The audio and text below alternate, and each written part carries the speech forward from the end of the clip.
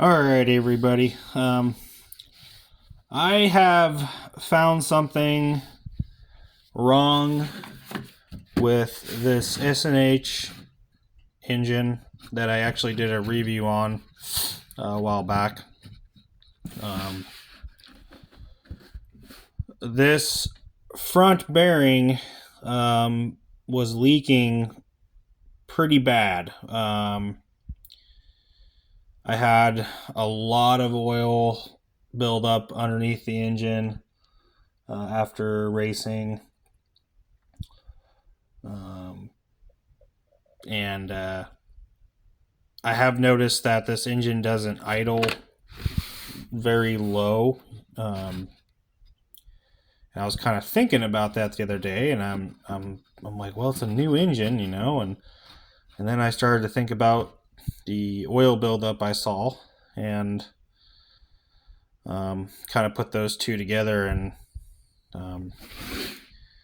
pulled the flywheel off, and this was covered.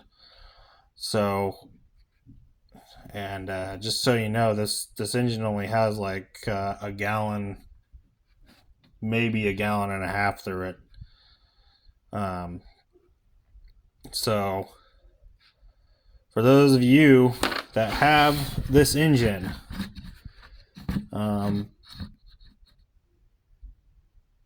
I would be cautious about this front bearing. I'm not saying that all of them are like this, but you never really know where they're getting this stuff from.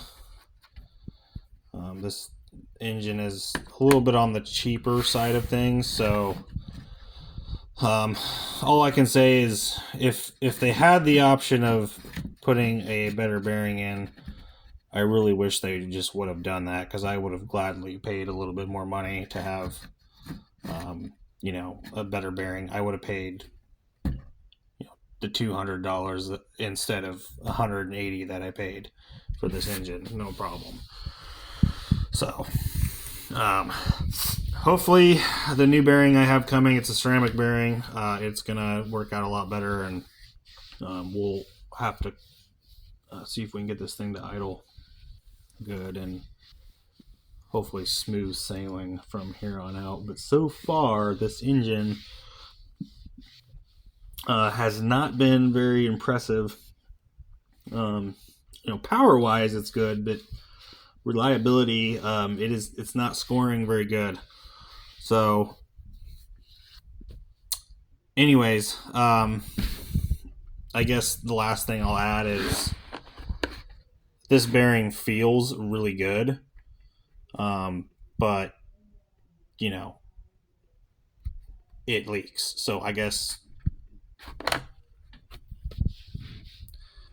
not all bearings are the same. This thing, mechanically, there's nothing wrong with this bearing. It's doing exactly what a bearing should do. It's smooth, it feels good, but sealing wise, it's just not going to work out for a front bearing on a Nitro engine. So that is pretty much it. I